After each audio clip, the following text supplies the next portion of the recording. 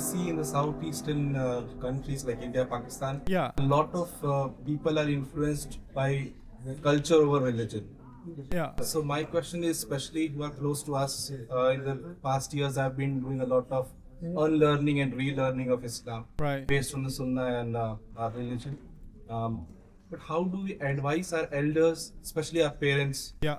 and who are close to us without offending them Very good. in a good way to do the nasiha and the advice? Yeah. Okay. So that's an excellent question. If you guys didn't hear the question, a lot of times family members are following a lot of cultural practices, even Muslim families, right? And this is common in South Asia, for example. So sometimes family members are doing strange practices and that go against the teachings of Islam. How do you advise them? Even though many of us are now, because of obviously the internet and how we have access, we're unlearning many things about our Islam and we're relearning things about our Islam. But that may not be the case with your parents, with your uncles, with your cousins, etc., etc. So how do you deal with that? To understand my thoughts on this question, I'd like you to understand the difference between something called a counter narrative and an alternative narrative. A counter narrative means you are wrong, this is a bid'ah, this is shirk, this is not from Islam, this is haram, don't do it. That would be the counter narrative, right? Hey, let's listen to this thing about Surah Al-Fatiha. Hey, let's listen to this thing about Surah Al-Baqarah. Let's listen to Ali Imran. You know what that is? That's an alternative narrative. What you're doing is, your end goal is to change someone's worldview. You're change someone's perspective. You can do that. You can try to do that by saying they are wrong. When you say that someone is wrong, chances are they will be offended, or at the very least, they will be defensive. They will try to defend their position. They might even say, "Who are you to tell me I'm wrong?" Or, "Actually, I'm not wrong, and I'm right for these reasons." And you're creating a debate. When you provide an alternative, you never even questioned whether they're wrong or not. You let the Qur'an do the talking. You let the Seerah do the talking. And in the course of them listening, they start unlearning some of those things just like you did. You understand? Like, nobody likes to be, just criticized. It's just human nature, right? And that's actually one very important piece of avoiding, not only avoiding family conflict, but easing family, especially Muslim families, back towards Islam. Is instead of correcting their weird practices, just share something that's meaningful. I tell you, I did, there was this, I remember when I was 23 years old. So this was in 1875. I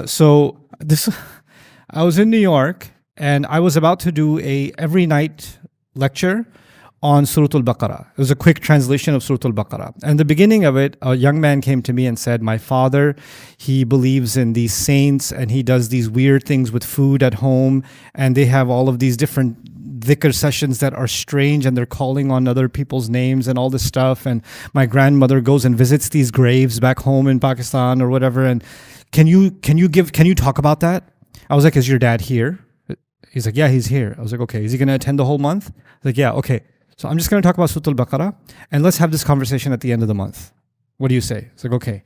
So what Surah Al-Baqarah does, just Surah Al-Baqarah, is it sets the foundations for what it means to be a part of this ummah, what separates us from the previous nations, why are you Muslim, what Islam's fundamentals are all about.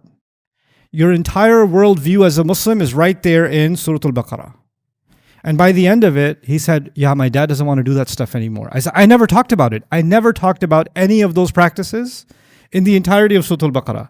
But what is that? That's the Qur'an doing its job. The Qur'an, Allah describes, وَيُزَكِّيهِمْ. The Qur'an purifies them. Allah Rasul recites the ayat, and the ayat have the effect of purifying people. We have gotten away from the Qur'an itself, and we are obsessed with correcting people with these counter-narrative type things. And all it does is create more argument. And if you don't believe me, just look around you. Look around, look online, look in your own families. Religion turns into a debate almost all the time, right? But alhamdulillah, Allah did not let one thing leave the conscience of the Muslim. The Muslim anywhere in the world, doesn't matter if they're whatever school of thought they are, whether they're Sufi or Salafi or Hanafi or Shafi'i or whatever denomination they are. Even if they are within Ahlul Sunnah or outside of it, if they're Shia, Baha'i, whatever Ismaili, whatever denomination somehow connected to Islam, they are. One thing we all have in common is we have respect for the Qur'an. That's all of them, all the varieties have respect for the Qur'an. So by making the Qur'an the central message, a lot of the things that divide us start erasing on their own, actually, or at least their importance starts getting diminished. Somebody came to me one time, it was a Shia lady. She came to me before one of my story nights and she said, whatever happened with Ali and Aisha, could you ever talk about that? She wanted me to talk about that. So I said, okay, let's you and I talk for a minute, just a minute. She's like, okay. So I was like, so do you genuinely believe Allah will ask you on Judgment Day whether Ali or Aisha was right? Do you genuinely believe that that's what Allah will ask you? She goes, I don't think so. I was like, okay. Do you think that's more important that conflict is more important for you to understand? Or is it more important for you to understand Surah Al-Fatiha better? Or Al-Baqarah, or Ali Imran, or Nisa. Are you done with that? So now you have time for this? Like Allah sent His words, and then you learned about a conflict, right? Which one do you think Allah wants more from you? Right? She goes, I think He wants the Qur'an more. So let's focus on that, and then when we're done with that, maybe we can talk about the conflict one day. Because right now, I don't have time to spend on this conflict because there's too much of the word of Allah Himself that I don't understand better. What am I giving her? I'm not giving her a counter. I'm giving her a what? Alternative.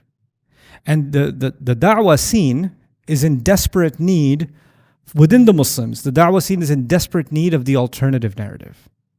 In fact, I would argue that for most Christians in the world, they are not in need of a debate. They are not in need of you telling them 3 and 1 and 1 and 3 doesn't make sense. They are not in need of you telling them Jesus did not die for our sins. They are not in need for a debate. They are in need of an alternative narrative. And actually, most of the time with the Christians, that's what the Qur'an has done, most of the time. Unless they come and want to debate with you, but most Christians don't want to debate with you. That's a very small, very loud, but very small group.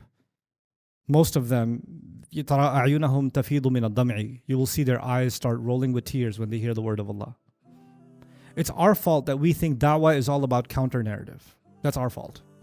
And we didn't understand the value, the power, and the importance of the alternative narrative.